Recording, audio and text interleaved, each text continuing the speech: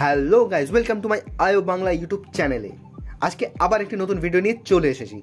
শীতকে tata bye bye করে বসন্ত ঋতুকে স্বাগত জানিয়ে শুরু হয়ে গেছে গোটা ভারতে বসন্ত উৎসবের খেলা, যাকে আমরা বলে থাকি হোলি। স্কুল থেকে শুরু করে কলেজ, অফিস, ইন্ডাস্ট্রি, সারা জায়গায় হোলির রঙের খেলা ছড়িয়ে পড়েছে। এই উৎসবে প্রত্যেকটি মানুষ মেতে ওঠে আনন্দে। এই হোলি উৎসবটি ভারতের জনপ্রিয় উৎসবগুলির মধ্যেও একটি। হোলি উৎসবে মানুষ রঙের সাথে খেলতে খেলতে আরেকটি জিনিস খুব করে উপভোগ করে, তা হলো বিভিন্ন ধরনের সুস্বাদু খাবার।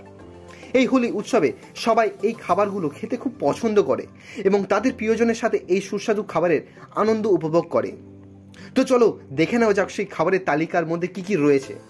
যদি চ্যানেলে প্রথম এসে থাকো তাহলে চ্যানেলটি সাবস্ক্রাইব করতে ভুলবে না, কারণ এই চ্যানেলে এরকম ইন্টারেস্টিং বাংলা ভিডিও আপলোড হতেই থাকে। আর ভিডিওটি ভালো লাগলে লাইক করে দেবে আর জানাবে কমেন্ট করে কেমন লেগেছে। তো চলো ভিডিওটি শুরু করা যাক। হোলির প্রিয় খাবারের তালিকায় রয়েছে গুজিয়া। গুজিয়া ভারতের উত্তরপ্রদেশ, রাজস্থান, গুজরাট এবং বিহার অঞ্চলে বিশেষভাবে জনপ্রিয়। এই গুজিয়ার উৎপত্তি হয়েছে উত্তরপ্রদেশ শহরে। এই গুজিয়া হোলি এবং দীপাবলি উৎসবের সময় প্রস্তুত করা হয়। গুজিয়ার প্রথম উল্লেখ হয়েছে 13 শতকের দিকে। এই গুজিয়া অনেক নামে পরিচিত, যেমন গুগড়া, পেদাকিয়া, পুরুকিয়া, করঞ্জি, কার্জিকাওয়ালু, সোমাস এবং কার্জিকাই নামেও পরিচিত। এই গুজিয়াকে এক ধরনের মিষ্টি বলা হয়, যা ভারতীয় উপমহাদেশের একটি খুবই জনপ্রিয় মিষ্টি।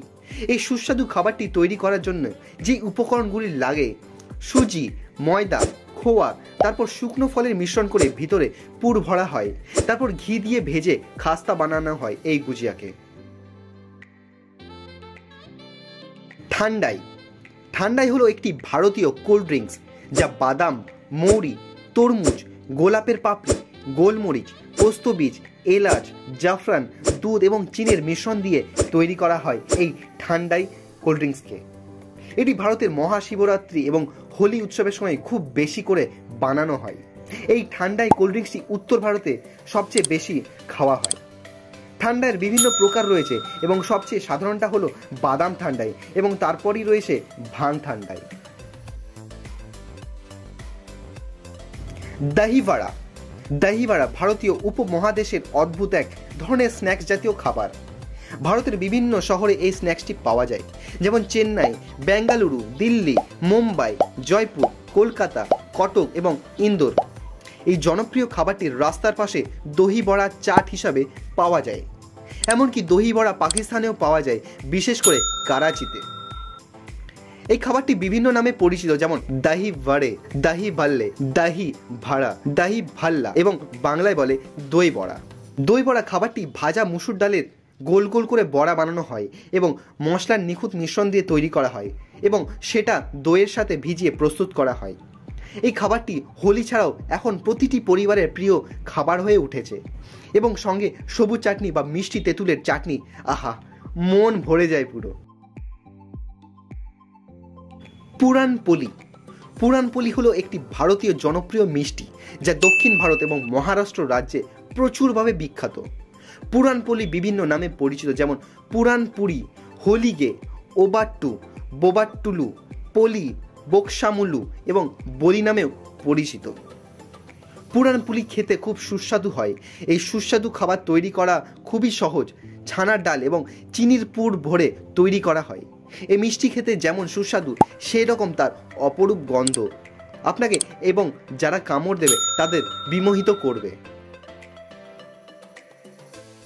মালপোয়া ভারতের জনপ্রিয় একটি মিষ্টি। এই মিষ্টিকে সকাল বা বিকেলে জলখাবারের হিসাবে পরিবেশন করা হয়। অনেকে আবার এই মিষ্টিকে পুয়া নামেও চেনে। এই জলখাবারটি ভুটান, ভারত, নেপাল এবং বাংলাদেশের জনপ্রিয় একটি মিষ্টি। মালপোয়া চিনির শিরায় ডুবানো একটি মিষ্টি। ভারতের সবচেয়ে জনপ্রিয় এবং প্রাচীনতম মিষ্টিগুলির মধ্যে একটি হচ্ছে এই মালপোয়া মিষ্টি।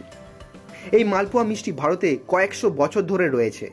মালপোয়াগুলি মূলত বিশেষ উপলক্ষে বানানো হয়, যেমন হোলি, জন্মাষ্টমী বা কোনো অনুষ্ঠানের জন্য বানানো হয়। রসমালাই। রসমালাই ভারতীয় উপমহাদেশের বাংলা অঞ্চল থেকে উঠে আসা একটি মিষ্টি। 1868 সালে কলকাতার সুতান তীরের একটি 22 বছর বয়সী নবীন চন্দ্র দাস ছানাকে ছোট ছোট করে গোল করে এবং সেই গোল ছানাগুলোকে চিনির রসের সাথে ভাপিয়েছিলেন এবং তৈরি করেছিলেন বাংলার শ্রেষ্ঠ মিষ্টি রসগোল্লা। এরপরে 50 বছর পর কৃষ্ণচন্দ্র দাস সেই রসগোল্লাকে দুধের সাথে মিশিয়ে তৈরি করেছিলেন রসমালাই। এই মিষ্টিকে বাংলায় রসমালাই, হিন্দিতে রসমালাই এবং ওড়িয়াতে রসমালাই বলা হয়। এটি ভারতে, বাংলাদেশ এবং পাকিস্তানেও জনপ্রিয় একটি মিষ্টি। বাদাম ফিরনি। তোমরা যদি একই রকম মিষ্টি খেয়ে ক্লান্ত হয়ে থাকো তবে বাদাম ফিরনি একবার ট্রাই করো, কারণ এটা ঘন ক্ষীরের সংস্করণ দিয়ে তৈরি করা হয় এবং এর মধ্যে ক্রিমি টেক্সচার রয়েছে। ভারতে মুঘল যুগের থেকে বাদাম ফিরনির একটি দীর্ঘ এবং সমৃদ্ধ ইতিহাস রয়েছে। বিশ্বাস করা হয় যে ফিরনি প্রাচীন পার্সিয়া এবং মধ্যপ্রাচ্য থেকে এসেছে এবং মুঘলরাই ভারতে এইটা আবিষ্কার করে ও ভারতে মানুষের সাথে পরিচয় করিয়ে দিয়েছিলেন। Coconut milk murukku. মুরুক্কু এটা এক ধরনের স্ন্যাক্স জাতীয় খাবার।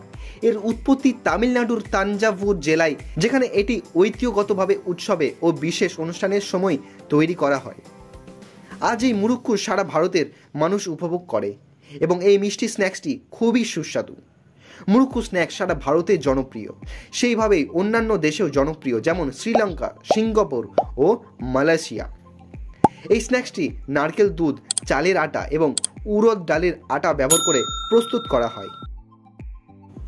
ভাং।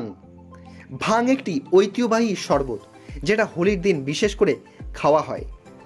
এই ভাং শরবতটি গাঁজা গাছের পাতা বেটে দুধ, ঘি, চিনি, এলাচ এবং জায়ফলের মতো মশলা মেশানো হয় দিয়ে প্রস্তুত করা হয় এই ভাং শরবতটি। ভারতের হোলি খেলাতে ভাং শরবতটি আয়োজন করা উল্লেখযোগ্য, সাংস্কৃতিক ও ধর্মীয় গুরুত্বপূর্ণ বলে মনে করা হয়। এটা বিশ্বাস করা হয় যে এটি বহু শতাব্দী ধরে ব্যবহৃত হয়ে আসছে ভারতের হোলি অনুষ্ঠানে। এই ভাং শরবত তার সাইকো অ্যাক্টিভ বৈশিষ্ট্যের জন্য পরিচিত। এটি শিথিলতা এবং উচ্ছ্বাসের অনুভূতিকে আরও বাড়িয়ে দেয়, কিন্তু এই ভাং শরবতটি অতিরিক্ত সেবন করলে স্বাস্থ্যের উপর ক্ষতি করে। তো ভিডিওটি কেমন লেগেছে আমাকে কমেন্ট করে অবশ্যই জানাবে, আর ভিডিওটি ভালো লাগলে লাইক করে দেবে, আর চ্যানেলে নতুন এসে থাকলে সাবস্ক্রাইব করে অল নোটিফিকেশন করে দেবে, কারণ আইও বাংলাতে ইন্টারেস্টিং ভিডিও আপলোড করা হয়। তো আজকের জন্য এটুকুই, আবার পরের ভিডিওতে দেখা যাচ্ছে। তোমরা সবাই ভালো থেকো, সুস্থ থেকো।